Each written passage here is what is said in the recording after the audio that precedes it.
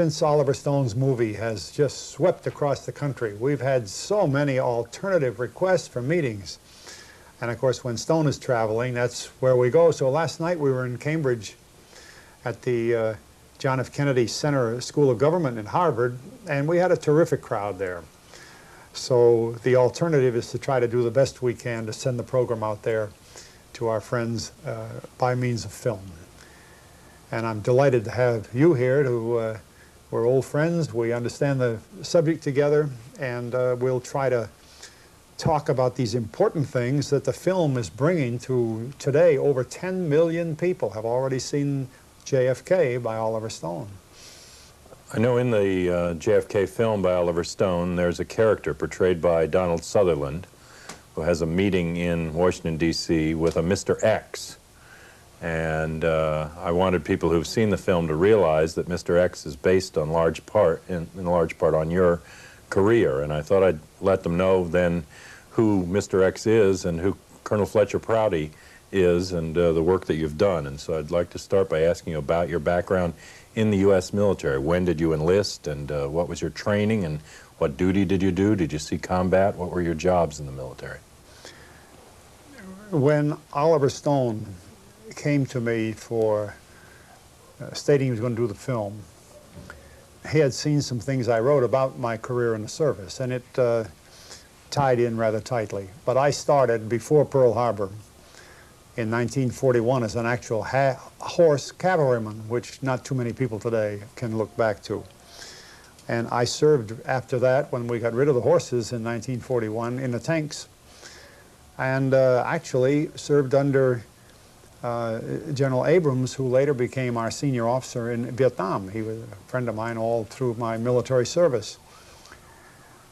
I already had a flying license, so the Air Force sent me a letter one day and suggested that I transfer from the Tank Corps into flying, which I did with pleasure. Went to flying school, immediately sent to Africa, where I served in the Africa Middle East wing of the Air Transport Command. One of the jobs I had there started me in this work that begins to be interesting as far as clandestine operations are concerned. I was sent to the Cairo conference, the conference between Churchill, Roosevelt, and Chiang Kai-shek from China. And from there went directly to the Tehran conference, which was between Roosevelt, Churchill, and Stalin. This was the first time they had met together. And what most people don't know is that Chiang Kai-shek, the Chinese leader, was there also. Now this was November, December of 1943. And historians have still not been told that Chiang Kai-shek was there. How do I know? I was the pilot of the plane that flew them from Cairo to Tehran. Furthermore, in the air at the same time was a plane flown by a friend of mine, flying Elliott Roosevelt to Tehran. After my assignment in the Middle East, I was transferred to the Pacific, and there I flew heavy transports in the Pacific area until the war ended, when I was on Okinawa, mostly flying patients from that horrible Okinawa campaign back to hospitals in Hawaii. And one day we heard that the war had ended. It hadn't surrendered, but the Japanese had quit not long after the atom bombs were dropped in August of 1945. And the unit I was flying with was asked immediately to start flying into Japan. The only air base we had not bombed, anticipating that we might need one when we went in there, was at Atsugi. Atsugi, and you will recall, rings a bell with our good friend Lee Harvey Oswald, because he was based at Atsugi. Most people probably don't realize that that was a major Japanese headquarters, all underground. What was above ground were just the runways and a few little hangars that had been all shot up. But later it became a major headquarters for CIA in the Far East, and that's why Oswald was there as a Marine, augmenting the CIA's capabilities. Well, you know, there was another one of these coincidences in my career that became useful later, because I knew the base pretty well. I never met Oswald there. I was finishing up some of that flying The surrender had taken place on board the Missouri, and I went back to Okinawa after one flight, and some of my men needed uniforms, so I went down the harbor. A very odd thing was happening. Okinawa was loaded with equipment, stacked up 3 or 4 pallets high, because we had intended to invade Japan with 500,000 men, and the invasion didn't come off. So I saw all this stuff being reloaded onto these American ships, and I asked the harbor master, I said, is that going back to the States? He said, hell no, they never want to see all these tanks and guns and ambulances, 105 millimeter howitzers and all the rest of the stuff. He said, we're shipping this to Hanoi. And at that time, Hanoi didn't ring too many bells with me. I knew where it was, but it was not part of the war as far as we were concerned. And he said, that's half of it. The other half is going to Korea. And believe it or not, back there with the end of World War II, somebody had made plans to provide an enormous stockpile of modern arms and equipment to Syngman Rhee in Korea and actually to Ho Chi Minh in Hanoi. And Ho Chi Minh in those days was accompanied by an American Army general named Gallagher and an OSS man named Conin, who both became famous later in the Vietnam War. So you see, acting as no more than an ordinary pilot doing my job, but getting some rather unusual assignments, you begin to acquire a little information that doesn't show up in history books. Who was it that ever, looking ahead that far, ordered the movement of that enormous stockpile of equipment, specifically to Seoul, Korea, and to Hanoi in Vietnam?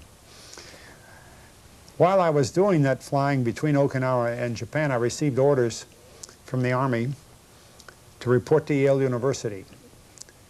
The Air Force had never had a ROTC program because it always was part of the Army program, but the Air Force was being made independent, and we had to start the program in some 166 colleges around the country, and 3 of us were sent to Yale to open the program at Yale. I taught there for 3 years, incidentally, the same 3 years that George Bush was an undergraduate there, and Bill Buckley and others who have become rather well known.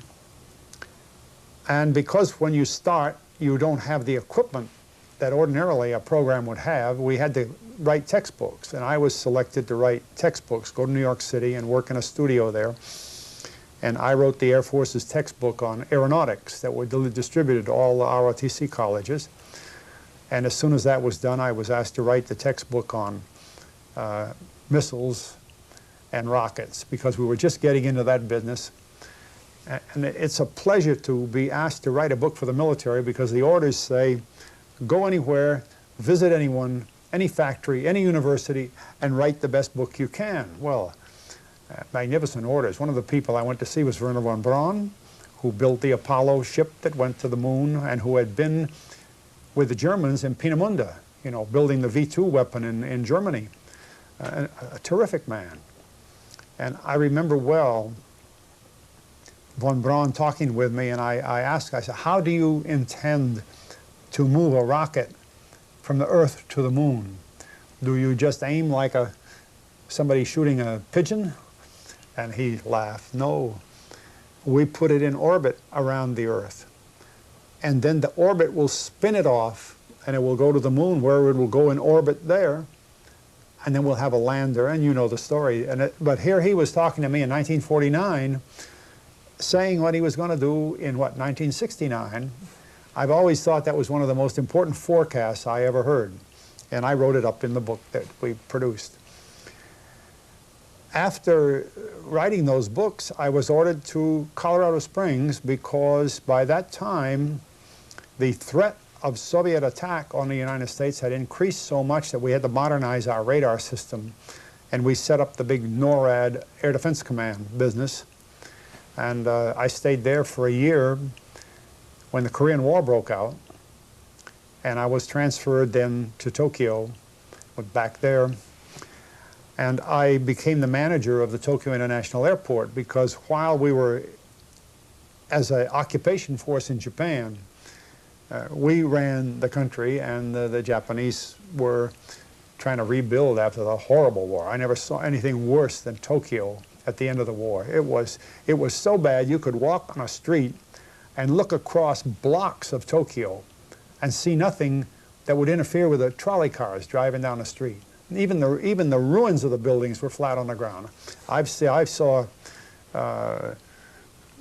cities in the Soviet Union when I was flying in the Soviet Union in 1944 for the U.S. Air Force that were destroyed, but nothing like Tokyo. On our first flight up there, we saw Hiroshima, and that too was pretty bad. In this Korean War period, when we turned the airport back to the Japanese, I was made commander of a heavy transport squadron, and our regular duties were to fly to Southeast Asia. And in the Philippines in 52 and 53, we were working to change the government there, and the man that was leading that as a covert activity was a man named Edward G. Lansdale, who became well known later on. And we were flying supplies to him while he was building up his covert Filipino army under the leadership of Ramon Magsaysay. He succeeded in changing that government. Quirino had been the leader of the government. And he moved his people over, the Saigon military mission created by CIA into Vietnam, and my job for flying included Saigon and Bangkok, actually all the way to Saudi Arabia, across South Asia. So we were in and out of those cities all that time until 1955. I was given orders to go back to the United States. I went to the Armed Forces Staff College, which is run by the Joint Chiefs of Staff, and from there was brought into the Pentagon in 1955. Under Eisenhower, the National Security Council had published a very important directive that defined covert operations. And in the process, the decision had been made that whenever the CIA was going to perform a covert operation, rather than duplicate equipment and bases and ships and aircraft, they would turn to the Air Force, to the military, and get equipment and use military equipment to the extent possible for the covert operation. So this meant that the services had to create an organization, a global organization, to be ready at any moment to provide this, to do it in great secrecy so that money would never be short. We always charge the money to a special fund and run it in such a way that the agency could deny or plausibly disclaim, as the words in the law say, that the United States had anything to do with it. Well, this was pretty new in 1955. In fact, I had to create the office, and I became the Chief of Special Operations for the Air Force, and I stayed in that business for 5 years. It could be quite a story, but we'll skip that. At the end of that, I was transferred to work with the Office of the Secretary of Defense in an office called Office of Special Operations. From that point, we had all the services under this one office. And again, I was back in an office with Ed Lansdale. By that time, Lansdale, an Air Force officer in uniform, but a career CIA man, was in the Pentagon directing what later became Special Forces and things like that as that developed through the military. With the election of Kennedy, McNamara chose to disband that office and at the same time replace part of it with the DIA, a new organization, Defense Intelligence Agency. So he created that and put it under General Carroll and called me in one day and he said, "You've been in this business now for 7 years. You know all the people involved. You already know the agency people. You don't have to open up any new contacts. You know the agency's global organization. You go down to the Joint Chiefs of Staff and set up an office there to handle all the military support for all the services around the world for the CIA." Well, this coincided with the Kennedy administration. And I was there until Kennedy died. In 1964, I retired. Well, this background information I wrote in a book called The Secret Team, and I wrote many articles about it later, and Oliver Stone, when he was thinking about doing the Kennedy murder, began to realize that the question about Kennedy's murder is not limited to who shot him, but why was he shot? If there's a lone gunman, you don't have to ask that question, because a lone gunman could have been an oddball, as they say, a lone nut. But if it's a conspiracy, and most of the people in this country now believe firmly that there was a major conspiracy involved in that, then you can't help facing the issue, why was President Kennedy killed? And Stone thought that was important enough to build on the Garrison book, which is probably one of the best books written on the subject about his trial and all of the antecedents to that, but to include also the Man X role, and that's how I backed into his films. He needed somebody to build it on who knew the other side of what was going on in Washington at that time. I didn't know he had made Man X until I saw the script some months later. But it was one way to present, as he does, the drama of that event. And of course, John, you're very familiar with that. When you were providing military personnel, material, and support for these covert operations around the world, what did you see as their purpose, or was that a question that you asked? John, I know you read my book, and I think this was at the heart of it.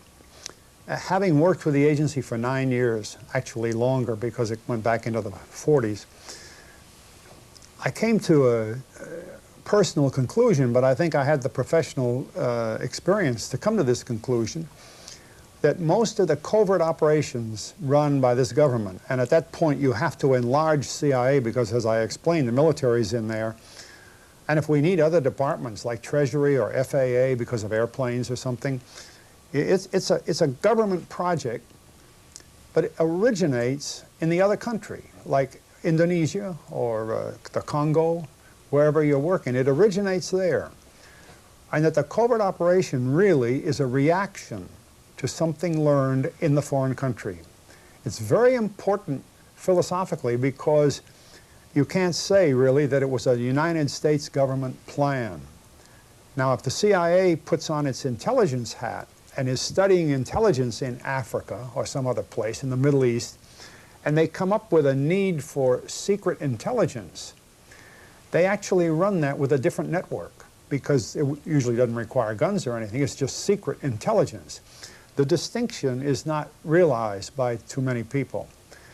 But when you talk about the covert operations, you are talking about something that, in my opinion, with that much experience, is a reaction to something that started outside this country. There aren't too many that were designated here. The orders to assassinate the leader of the Congo originated here, but that's pretty rare. I know that in much of your writing you make a distinction between the type of involvement that you had in World War II, for instance, and these later wars. And I'm wondering, especially in the post-war period after World War II, whether you see warfare now as a sort of different element. How are wars planned, or what are the purposes of wars in the modern world? This is something that I'm really rather surprised at the Society of Historians. I'm a very active member in the Society of Historians for American Foreign Relations. Thousands and thousands of men, mostly college professors. Even military writers seem to overlook this. The impact of the hydrogen bomb, more than the atomic bomb, but the hydrogen bomb is so enormous. The new bomb, fission, fusion, fission, all happening in a split second, is so enormous you can't plan a war. It's ridiculous. Because, for one thing, wars, for the most part, are started by people who have an interest in the war and who presume they're going to outlive the war, as the leaders of Germany and France and England and Russia did during World War II, and the United States. Now you can't, no place to hide. You know, no place to hide is pretty true in the hydrogen bomb era. So in war planning, we used to do very formal war planning. We'd cut the Soviet Union up into sections and say, if we have to go with the Soviet Union, as we did in World War II, we'd invade here, we would go in by Murmansk, we'd go in by the Caspian Sea, with the first exchange being these super nuclear weapons. It's a new kind of war, and this is why we couldn't solve the war situation in Korea, because if we turned the hydrogen bombs in Korea, what would be there? Or what would be worth fighting? A bunch of holes in the ground. And then radioactive for how many years? 80 years, 100 years? And the same in Vietnam. When generals in charge of the military in Vietnam would want to attack, you know, thinking Hanoi is the objective, like General Patton attacking across France, across Germany, shaking hands with the Russians, he knew what he was doing. That's war. But in Vietnam, the generals were told, you hold that area and you don't attack, you don't use nuclear weapons. We're not going into that super war business. This is the problem today, and this is what puts the emphasis on the covert wars. They're trying to find a new kind of thing by the attack in Panama, Grenada, Iraq. But just look back. I mean, what did they accomplish? You know, you can destroy people and you can destroy cities, but now what did it accomplish really?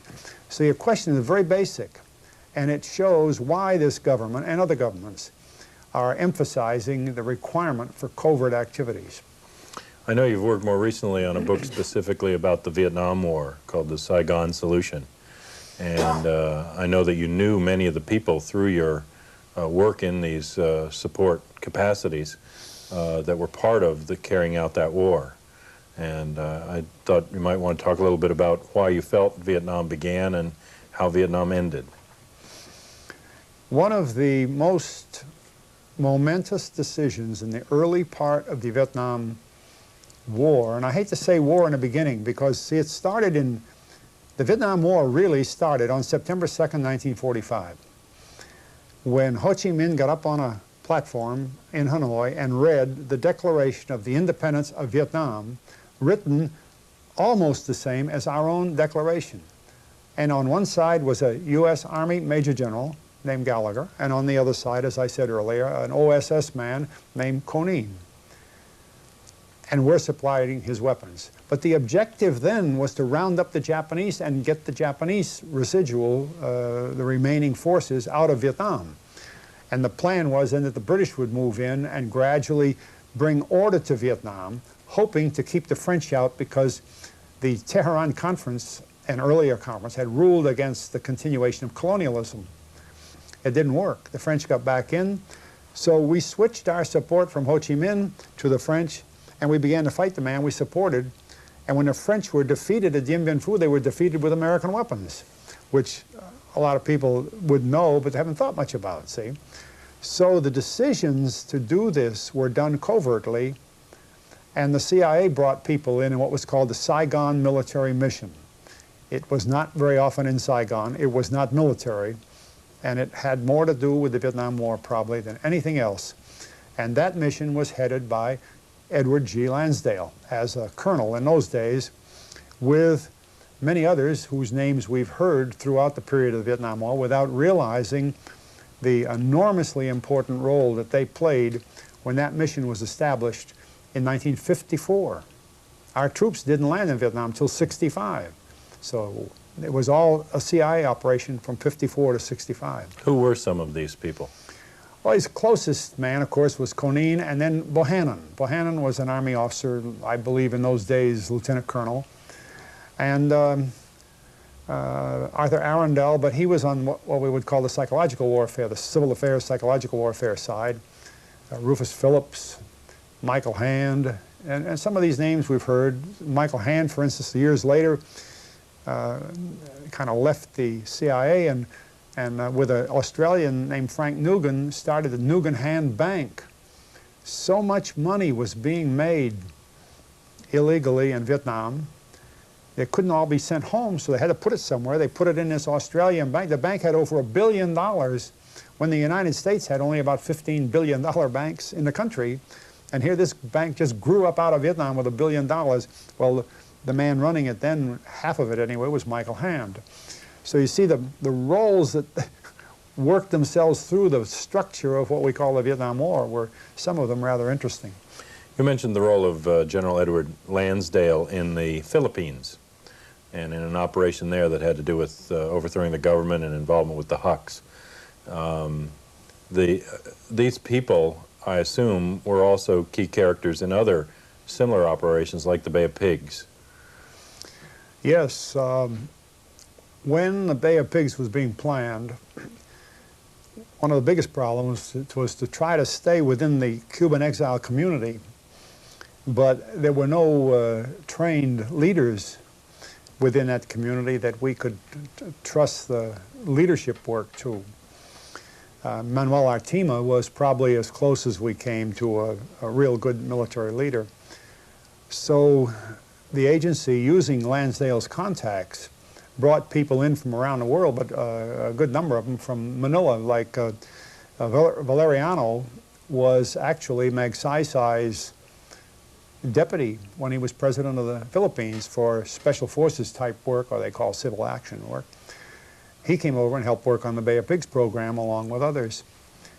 The Bay of Pigs program was really a lot more involved than we ever got a chance to see because of the unfortunate failure to do it properly.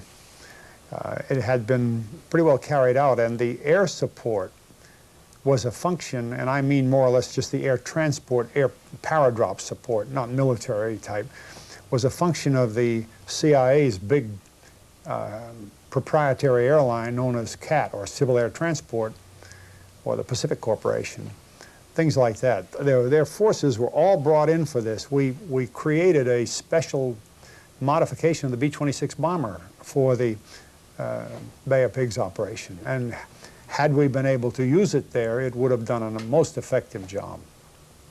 I know some of the people like Richard Bissell and Charles Cabell and Alan Dulles seem to follow through that history as well as later into Vietnam. People like Lou Conine, who you've mentioned. Mm-hmm. These were all in a circle, either above or below Lansdale's position. Who was calling the shots in this group? This is interesting. In covert activities, you develop the skills of people by function, not by geography. In the intelligence business, you try to keep people on a certain section of the map so that they know the geography, so they know the political situation, the economic situation.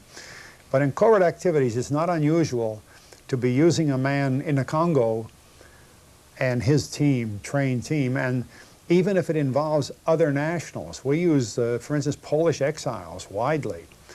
And you work them into teams, and then when you have the Indonesian rebellion, you move some of the same people in.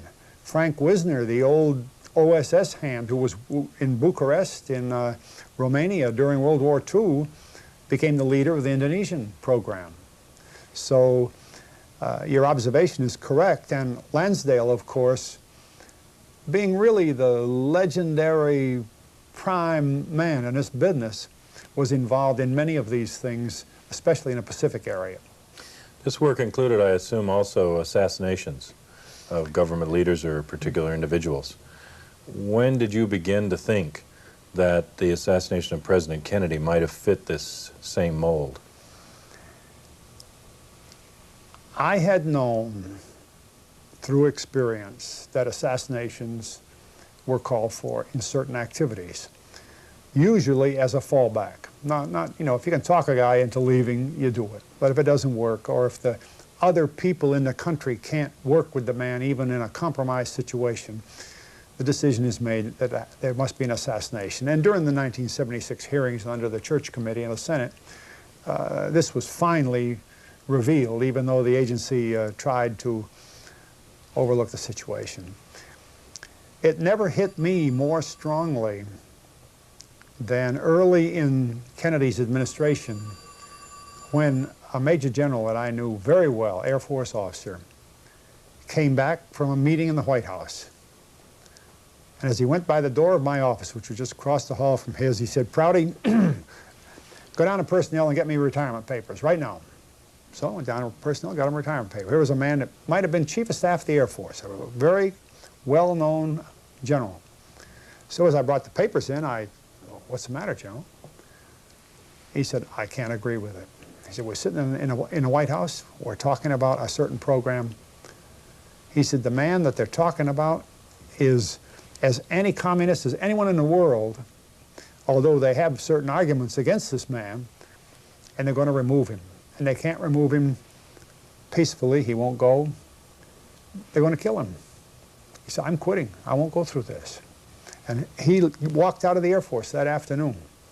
Well, obviously, that was a lesson to me because I had not been personally in that kind of situation. Although I had provided aircraft for teams that were going for these jobs, I didn't ever see it that close as when that man told me what they had decided. Next morning, I read in the paper that the man was dead, the man, the head of the country. Put it together, you know all you need to know about assassinations. Did you have a sense at the time that you resigned in 1964 that that the murder of Kennedy was suspicious in some way? By that time, in fact, within days, I was positive of it. There were so many things not done. The secret of an assassination plan is to remove the protection. If you've been living in a neighborhood where you think having a big German Shepherd dog is necessary for your safety, and if that dog is gone, somebody come in the house because the dog's gone. They won't come when the dog's there. See, if you remove the protection, you're going to have somebody assassinated. And it was evident in the area of Dallas that the Secret Service coverage either didn't exist, was at a minimum, and that the normal military augmentation of Secret Service coverage had not even taken place. And although I happened to be in New Zealand on the day President Kennedy was killed, and I was having breakfast with a congressman from the United States, we heard on the radio that the president was shot dead. And as soon as we could, we went out on the street and bought a newspaper from a man selling extras. And I saw a picture on the front page of the paper of that Texas school book building, which I'm sure had to have been taken, you know, right away and photocopied and sent around the world. And windows were open. And I turned to the congressman and I said, you know, something is seriously wrong. The Secret Service closes windows. The military, you have plenty of people, close the windows and put stickers on them. Don't open the window till the president goes by. And then you put a man outside with a radio and he looks at the building, just a glance at the building. He knows the windows are closed, so everything's all right. But if a window opens, he gets on the radio. There's a man up on a roof with a sniper gun watching, and other men come through the hall, go and see why the window was open and shut it. I mean, that's protection. You want to keep the president alive. You're not going to take the bubble top off his car. You're not going to put him in a car that isn't armored. The Secret Service didn't use an armored car. If the bubble had been on it anyway, it was nothing. It wouldn't have stopped bullet. J. Edgar Hoover made a report to Johnson on that. He said that bubble top, whether it was on or not, didn't make any difference. It was worthless. He said, I wouldn't ride in that car across the street. So we noticed immediately, just being off in New Zealand in this paper, things that when I got back to Washington, I found out there's no way in the world that the president had been protected properly. Well, that can't happen. You train thousands of military men to do the job. They're going to do the job. That's their business. You train Secret Service men year in and year out to do the job. They're going to do it. But I called one of the military units to talk to a friend of mine because I had worked on that kind of business. And he said, you know, somebody called my colonel and said, we don't need your unit in Dallas. Well, he wasn't too shocked, although he was only in San Antonio and could have come up easily, because he figured they were going to put another unit in Dallas, and, you know, it wasn't his job. He'd stay there. He found out afterwards that they didn't. Well, then who called? Who knew ahead of time, for reasons of the assassin's point of view, not to have that military unit there? You know, it would have to know code words. He would have to know all the secrets of how this thing is done. And I've done that. I've gone to Mexico City when Eisenhower went down there, preparing the road for our military units to augment Secret Service in Mexico City. We used extreme caution. It took weeks. And then Eisenhower just casually walked down the Avenida, the main street in the middle of town, and he's safe. At least he's as safe as you can make it. Well, that didn't happen. And you could see that right away in that first newspaper. And then when I got back to my office with the JCS and I had other resources to check other things, by the time I retired, and it wasn't just because of that, I had already arranged a job, but it was pretty much my whole idea of what I was doing came to an end right there. 9 years was enough. And I had no doubts that the murder was a carefully planned job and that Oswald was a patsy, no question about it. And that the murderers were professionals that I knew existed, because Lyndon Johnson himself, before he died, said, "We operate a murder incorporated," meaning we operate people who can murder, but incorporated. That means in perpetuity. A business that is incorporated means perpetual.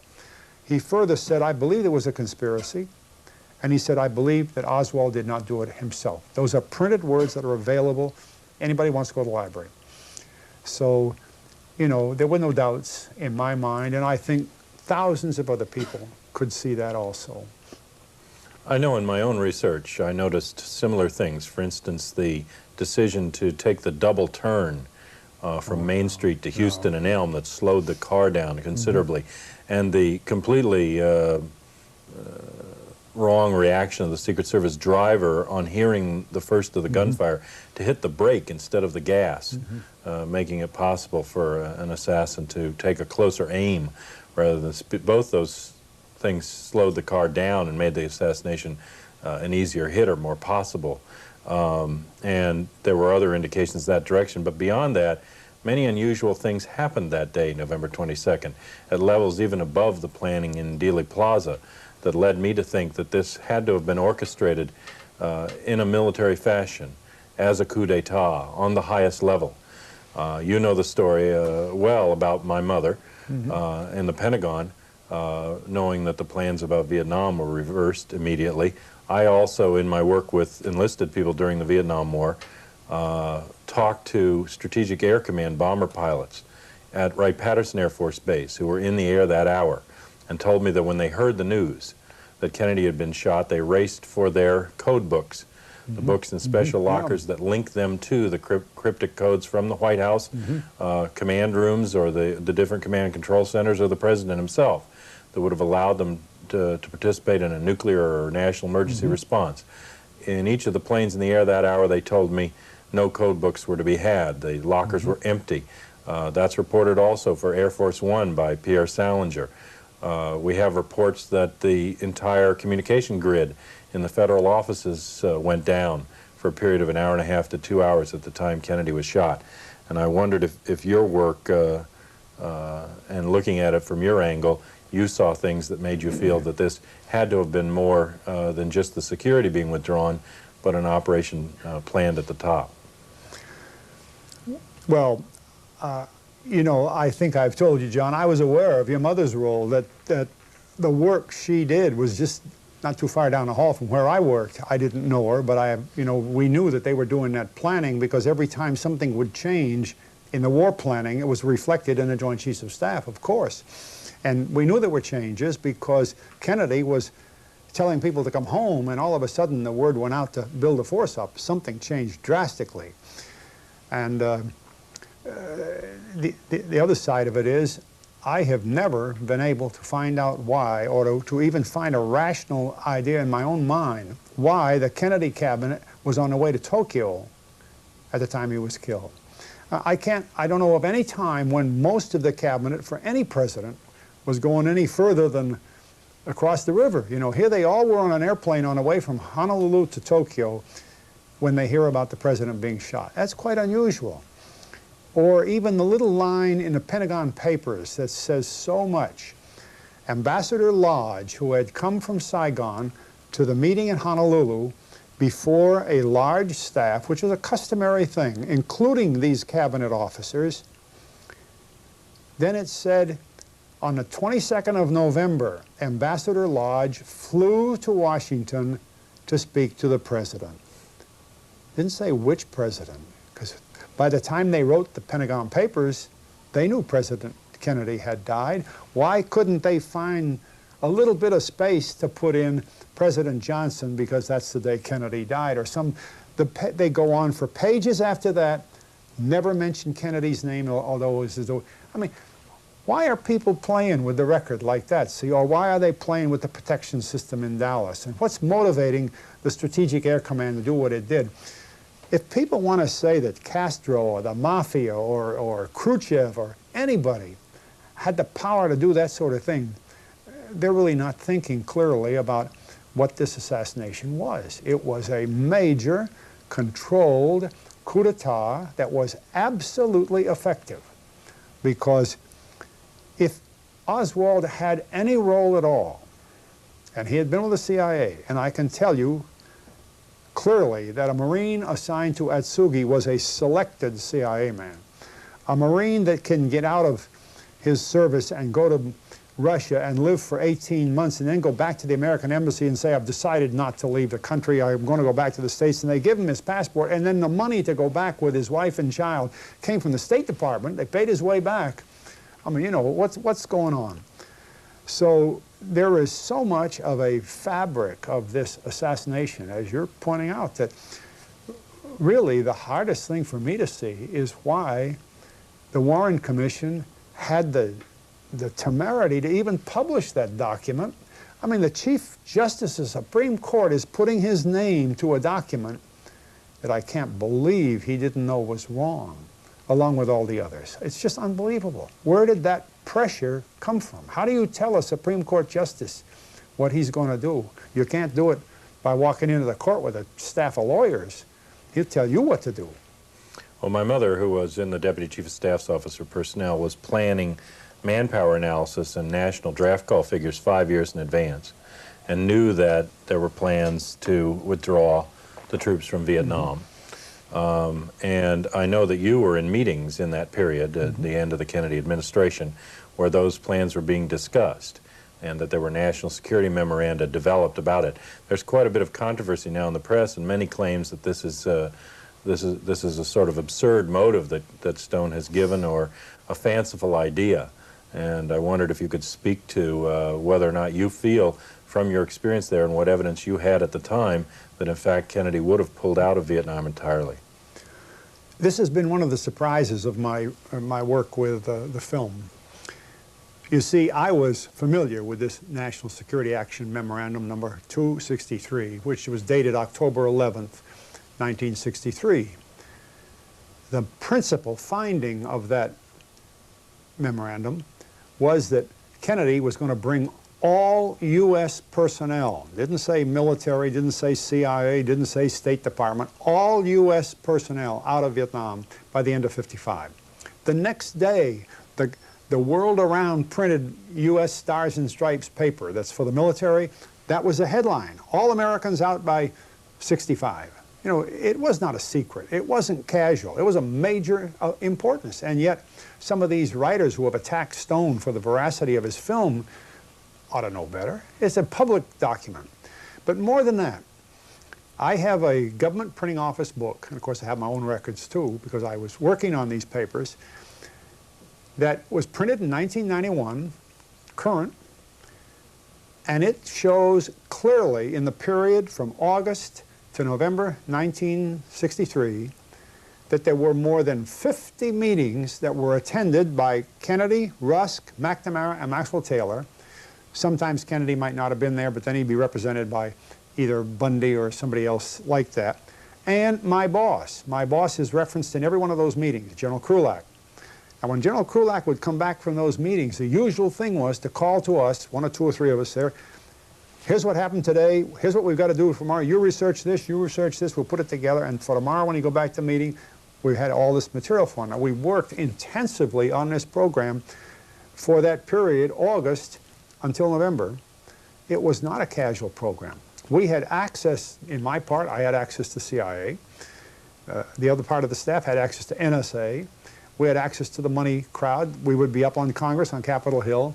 It was a completely controlled effort by the president. He sat there running these committees. It was not some thing held like the Iran-Contra hearings by somebody brought in for the job. The president was running. So anybody that wants to say that the film overemphasizes the significance of that paper and Kennedy's intent thoroughly to get Americans out of Vietnam, it doesn't understand history.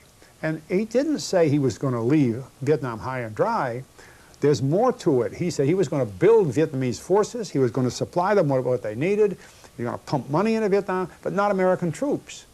And in 1963, for those who haven't looked at their history carefully, No American military people were operating in Vietnam under military commanders. They were all assigned to a structure that was under CIA operational control. Now, there's a big difference between American troops under CIA control or troops under their own commanders. They didn't have that situation, a real wartime situation, until the invasion in early 1965, after Johnson had completely turned Kennedy's plans around.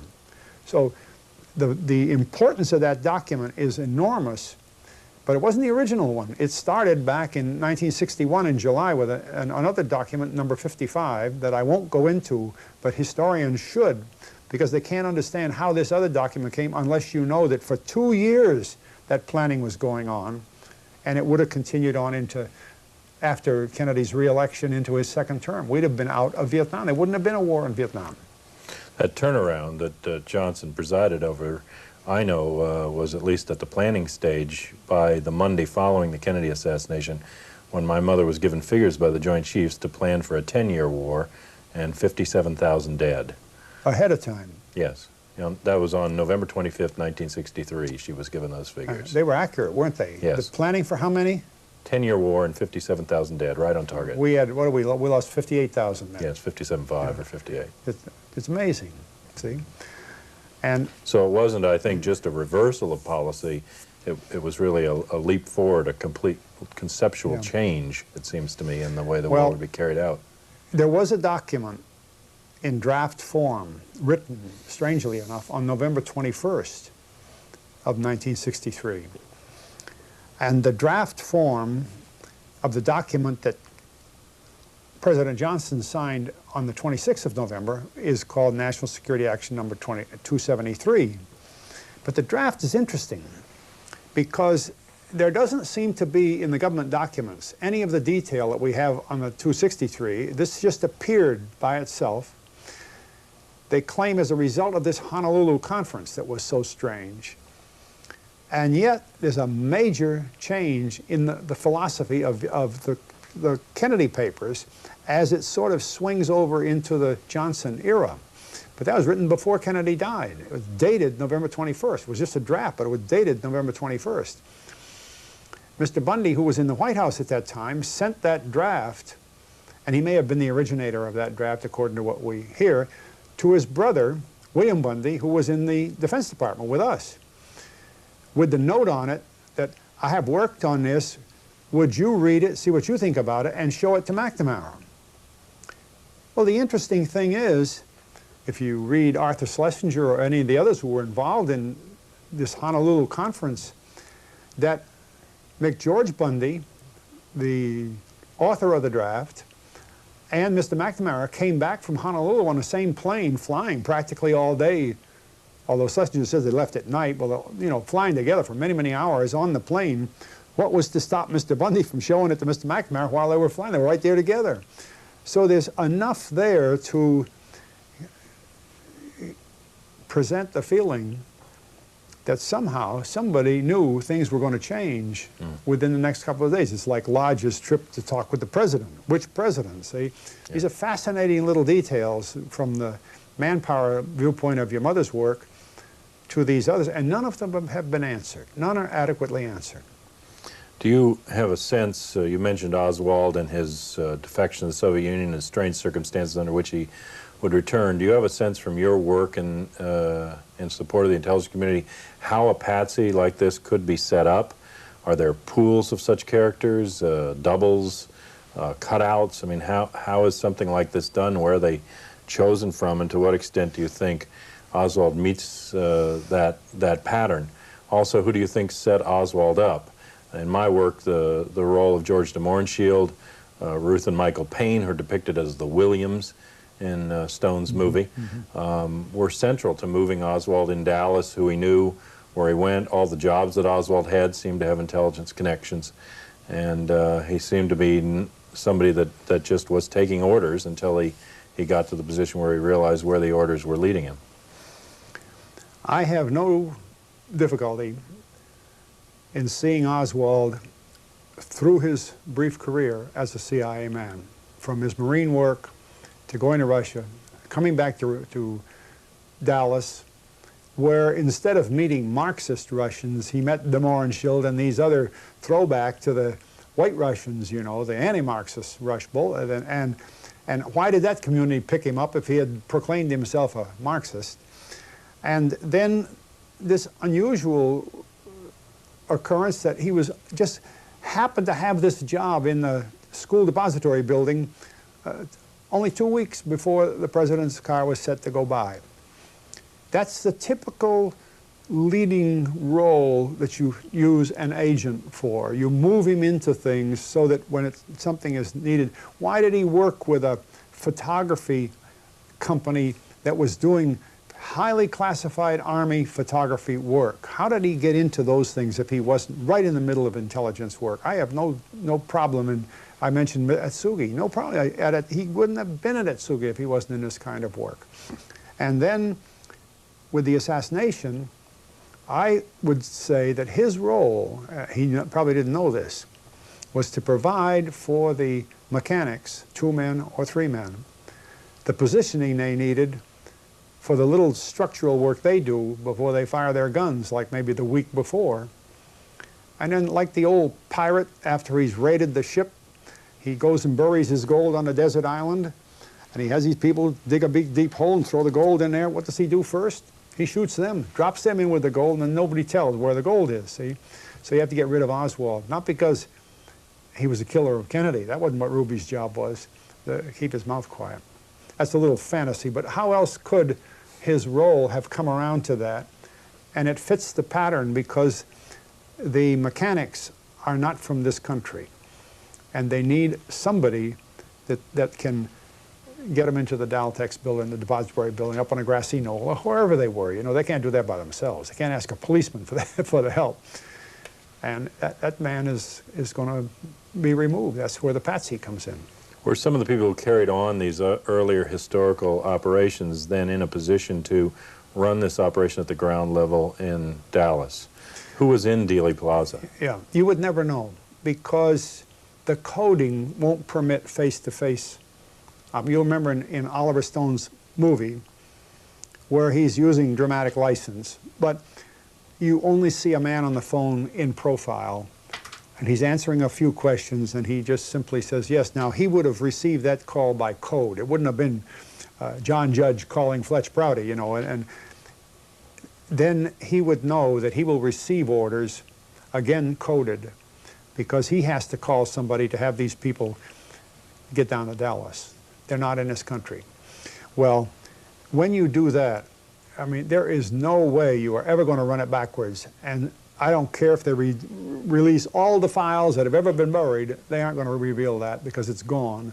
Nor will it ever reveal who made that first call to this contact man who knows the codes that can put everything else in motion, because that's all he's going to say is, you know, when I make those calls, I know 3 other people were called, and I don't think the people I called were the ones involved. My men were going to go to China and shoot somebody. See, it's like the old mafia system that they want me to shoot you, but we do it with 4 people. And you give 4 guns, but only 3 bullets. And of course I had the blank, not the man beside me. I didn't shoot you, the other guys did. This is an old thing. King Henry II removed the cardinal, you know, back in the 12th century. And he never told anybody to do it. The knights did it because they knew King Henry would smile if the cardinal was gone. Nobody said shoot him. You make a small reference, or at least Donald Sutherland playing the character X makes a reference to flying some of the Nazis out of Romania at the end of the war to help in the war against the communists. And you mentioned also during our interview meeting Werner von Braun. As you know, von Braun came not only by himself, but with hundreds of aerospace and munitions and scientists from Project Paperclip. Also here in this country, many of the spies who worked early on for the CIA and the intelligence networks came from a network in Germany under Reinhard Gehlen, one of Hitler's top spies. I found in my work, and so did researcher Mae Brussel, who you knew, numerous Nazi connections to the John F. Kennedy assassination, including Walter Dornberger, a general who had been a mentor to von Braun and who actually thought up the idea of the space shuttle in Star Wars, was the employer for many years of Michael Payne, whose wife Ruth Payne housed Marina Oswald. Ruth Paine got Oswald the job at the book depository there at the corner in October. And in addition to that, de Mohrenschildt had ties in his long family history to the Nazis. And even the person who wrote the Warren Commission report, Rudolf Augustus Winokur, came from the Army Historical Division, where he had worked since the 50s. He had been an official historian of the Reich for Adolf Hitler and was brought into this country. And the Army Historical Division was apparently the early drop point for the Gehlen network. And I wondered if you had a sense in your work of the role that these Nazis played when they came in and how central they were to the Cold War history. The reason I've alluded to the work of the OSS in Bucharest, in Romania, under Frank Wisner, one of their leading agents, is because that as the Soviet army was coming to the border of Romania, there was an interval of about 10 days while the Germans were fleeing and the Russians were coming in. A peace treaty was signed with Romania by the United States and the Great Britain. And in that little interlude, they rounded up 750 American POWs, mostly air crewmen, have been bombing the Ploesti airfields. And I received a call from General Giles in Cairo to set up about 35, 40 aircraft to go to a little remote field in Syria where a freight train would come by. And we went there early in the morning, and these 750 American POWs jumped off the train, came running toward our planes to be flown to Cairo, and intermingled with these men, we didn't know it till we started talking to some of them on the airplane, were Nazis who were being taken out of Romania and the Balkans by the OSS for pretty obvious reasons. They knew all the intelligence in the Balkans, they knew the intelligence in the Ukraine and other adjoining areas of Russia, and they wanted to preserve them. They didn't want the communists, they want, even though Russia was our ally, I mean, this was the beginning of the Cold War. I had been ordered to fly into Russia only about 2 weeks before this other flight, and I lived up in Russia for a little while, doing a certain mission up there, which was Army mission. We had no knowledge at the time we went up there to Syria to pick up the American prisoners that among this group of 750 Americans, some British, that they were going to be these Nazi intelligence specialists. Of course, they weren't identified to us, but we realized they weren't Americans. It's only later, when we talked to the general in Cairo, that we found out who they were. And they were a top professional Nazi team that knew all the agent networks in the southern part of the Soviet Union, southwestern part, and the Balkans. So from that point of view, they were invaluable. But this was an effort run against the Soviet Union, our ally, at that period. And I believe that probably this is the first step on record of a Cold War move of major importance. Now, you talked about General Gehlen. The agreements made with Gehlen were made actually before the war ended. He had made a deal with certain American intelligence people, General Seibert for one, that he would lay low, bury his files, and surrender as soon as possible, rather than draw attention to himself on the Nazi side. And Gehlen, of course, was Hitler's prime intelligence general, a terrific prisoner for us to gain. But the object of this was basic to setting up the Cold War material, you see, because Gehlen's intelligence information accounted for the rest of the western part of the Soviet Union and all of Eastern Europe. And the discussions with Gehlen were led by Allen Dulles, who was in Switzerland as the OSS senior officer in that area. And it's a very interesting thing because Allen Dulles and his brother John Foster Dulles were with this large law firm in New York, Sullivan Cromwell. Sullivan Cromwell had offices throughout Germany, all through the 30s. And the Dulles brothers were very close to the Tyson Steel Works and I.G. Farben Company. In fact, interestingly enough, the agency's headquarters in Germany after the war was in Frankfurt, Germany, in the I.G. Farben building. It just happened that way. Well, the Dulles contacts that people thought would be OSS intelligence work were actually the people he knew anyway as a result of his legal work in Germany, while Hitler was running Germany. And if you'll recall the history, like many other American companies, even though World War II started, as far as England and France were concerned, and Holland and Belgium and all, and Poland had been attacked, the American companies did not close their offices. Union Bank from New York didn't close its offices in Germany, nor did the Sullivan Cromwell, until Pearl Harbor. And then they more or less had to. But then, through intelligence, they retained contacts. And evidence of this is rather interesting. Before the Germans surrendered, the foreign minister was a man named Count Schwerin von Krosigk. And von Krosigk, who knew about some of this undercover contact and wanted to save his own neck, made a speech in Berlin that is reported in the London Times of May 3rd, 1945, before the German surrender. The subject of that speech was the Iron Curtain. And when Winston Churchill, who at that time was not in the government, he had been voted out I guess he was still then, no, the Potsdam Conference. I forget the dates, but you know. Anyway, Churchill read that in the Times. A little later, he wrote to Harry Truman. He had never met President Truman.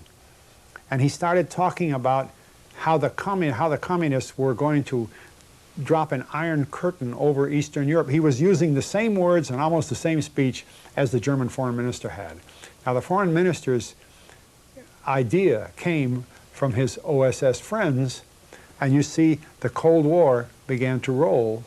And by the time Churchill spoke in Missouri at Westminster College, everybody credited him with the invention of the Iron Curtain idea and the activities in Eastern Europe, because that fit the scenario of the developing Cold War. It wouldn't have gone over if he said, "Oh, I copied this from the Nazi general that gave, foreign minister that gave the speech." You see how the interlinking. Yes. And Frank Wisner then became one of the leading men in CIA, in the early CIA. Before the law created CIA, we had OPC. That was done to keep the records together during the interim between the end of OSS and the law making the CIA. Well, Wisner is the one who carried that through. So the linkage there, as you've just pointed out, was very important. I assume that the same Galen network, or the remnants of it, still existed by 1963 and may have been part of what was threatened when Kennedy said in October that he would splinter the CIA into 1,000 pieces. Galen, oddly, was brought to the United States by direction of Walter Beadle Smith, General Smith, who was Eisenhower's chief of staff. Smith became the ambassador to Russia immediately upon the end of the war, following Averell Harriman, who had been there all through the war. He flew Galen with all his files that he had buried to Washington, Andrews Field, and by special act of the U.S. Congress, General Galen of Nazi Germany was made an American general. He worked here for a while, was brought back to Germany in Frankfurt in the IG Farben building, and then from there, Adenauer, the new leader of Germany, of West Germany, moved him to Bonn, where he became the head of German intelligence, as he should have been, because a little awkward to have him be an American general. So he became the head of German intelligence for many, many years. All the time I was active, he was still there. I understood from 45 to 48, about 300 of his spies came in to work with CIA, and others came from the Nazi Quisling governments, the Belarusian government, the White Russian government sent about 300 people here to the United States that worked in Radio Free Europe and Radio America and Voice of America and these different You mentioned Walter Dornberger. Yes. Dornberger was von Braun's boss at Peenemünde, one of the greatest rocket scientists that's ever lived. And when I was writing this book I referred to for the ROTC program, I went to Buffalo, where Dornberger had offices in the Bell Corporation, and I interviewed him at length on their rocket program, because we had nothing like it in the United States, and I had to go to the best source, so the Air Force told me to go see Dornberger. Well, the link between Nazi Peenemünde and their rockets and the Bell Corporation and the acquisition of Bell by the Textron Corporation and the gaining of the big helicopter contract for Vietnam, the Huey helicopters, and then into some of the lore of the Dallas era, which you've mentioned, in the Payne family and people like that. It's just too linked to be casual, see? And I know from the talks I had over a few days with Walter Dornberger that he was well aware of the fact. In fact, he told me that he was trying to help Bell get ahead with jet engines. That was new in those days. And he did. Bell had a fine jet airplane for a while. But they moved quickly into helicopters where there was a big opening. And it was because of Dornberger's experience and his relationship with von Braun and the people who had brought him out of Germany. Yeah. And later we had a more or less formal program within the structure that I was working in called deepwater flights. We flew thousands of Germans from CIA's airbase in Wiesbaden to Andrews Field in the United States. There's a book out called Blowback that tells the story, but thousands of them. Many were technical experts, and we needed the technical experts and so on, but this is what tended to heat up the Cold War so fast.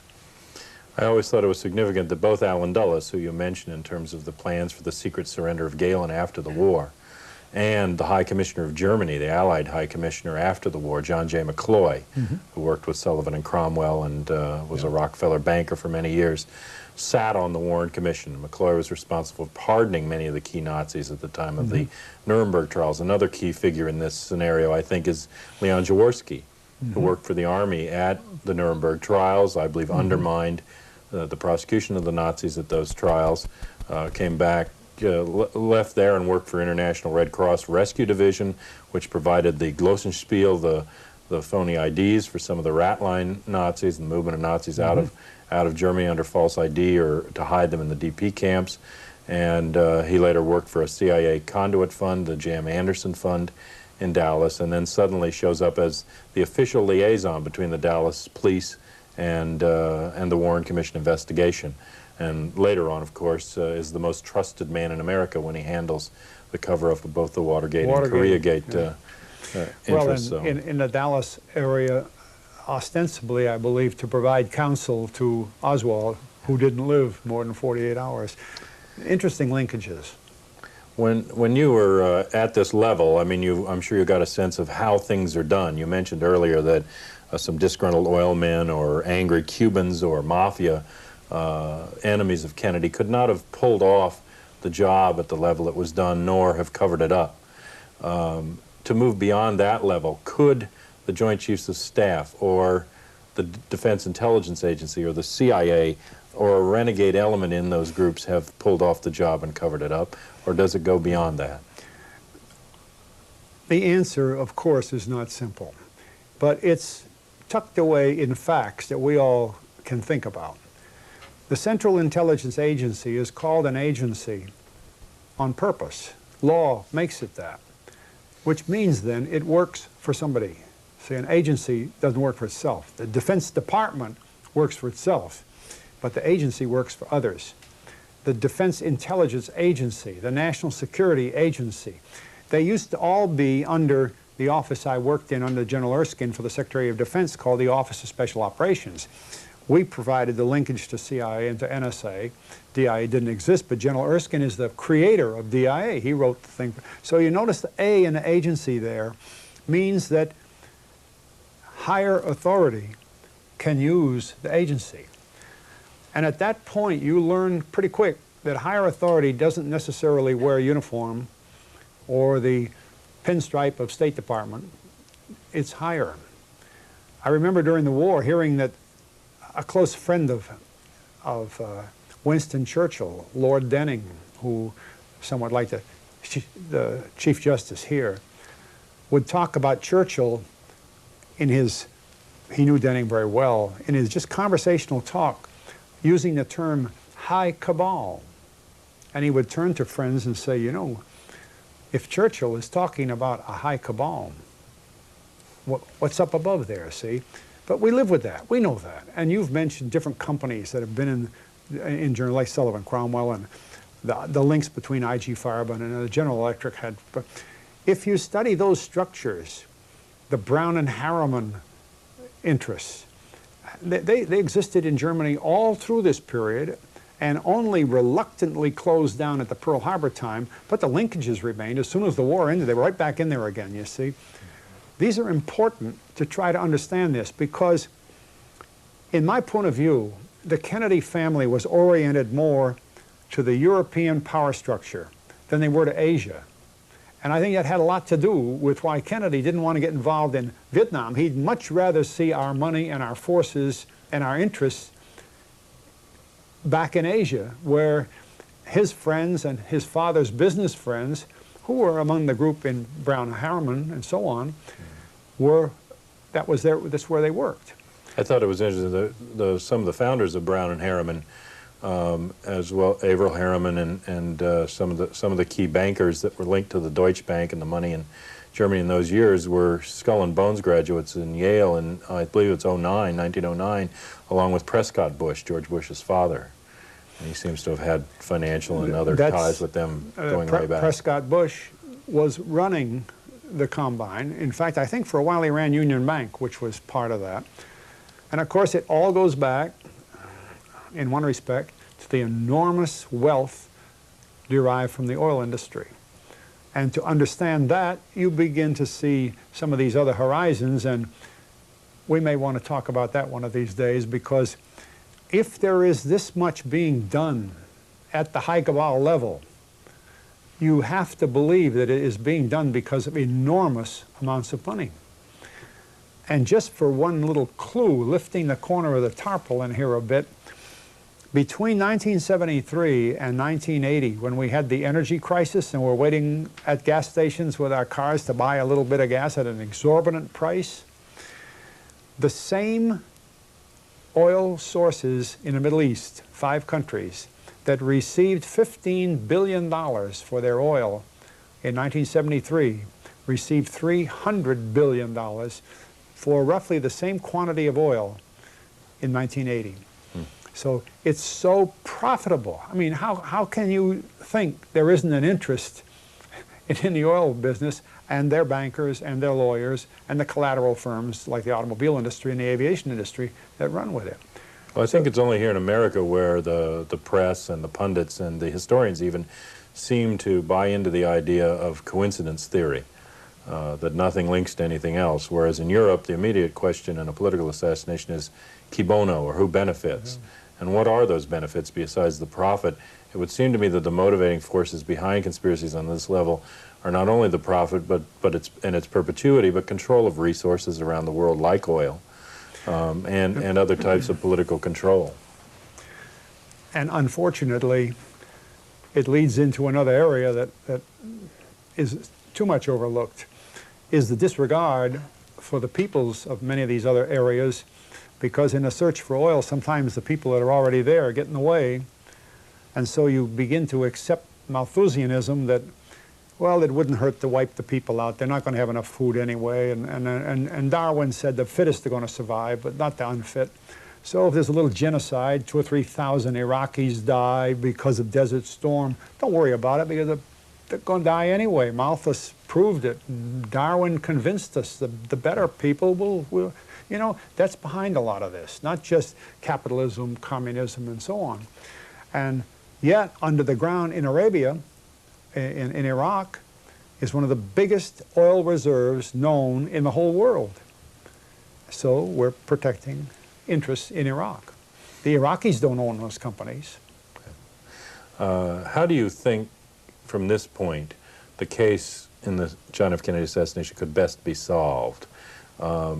I know that getting the records loose is one of the goals that we've been working on recently, but those records are not going to tell us the whole story. They're little snapshots. It's worth looking at them. We get a little bigger piece of the picture, but ultimately, at this point, what should we research if we're going to do that? What's the next step? Because this hurdle has been established, that so many records are out of reach, we've got to erase that. it would surprise me if it's much more than a decoy deal. But there's material in there, and experts know how to read these records and get more out of them than the congressman did. Because if the congressman got the answers out, you can be sure they would have rushed to the papers. But they hid the records because probably they were worthless. But anyway, we should get them because they must be removed.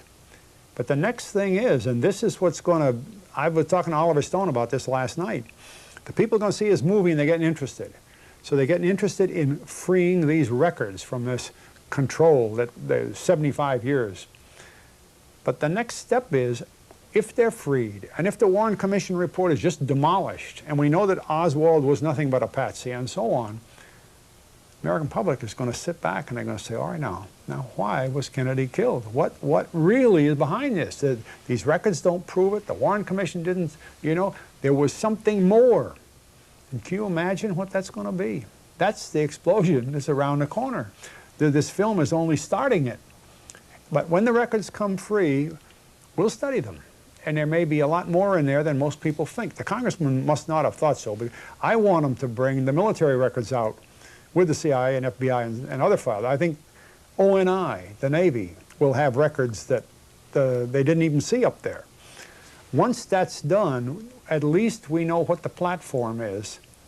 But that next step is going to be big, because who can give the authority to act upon what's in the records? I would say only Congress, as almost by unanimous vote, and the president, you know, or one or the other trying to outgun the other one. And right now, I don't see Congress able to unite behind it.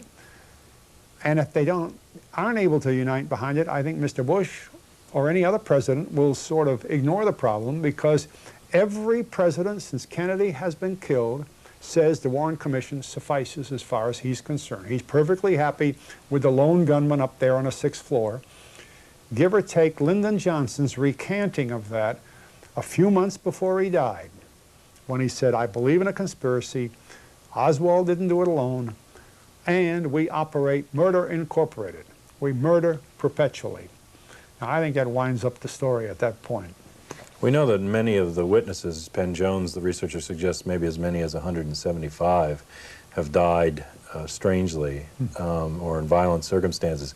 We know that much of the evidence has been destroyed or altered since the time of the Kennedy assassination.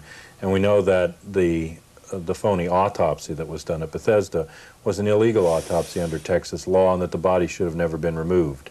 One researcher in a recent meeting in Dallas, where I was on the case, suggested walking into the courthouse there in Dallas and convening a grand jury and beginning a full trial investigation in Dallas with the evidence that's left, the witnesses that haven't come forward, and putting it back en route. Do you think that there's a possibility at that level of opening it up as a trial or an investigation?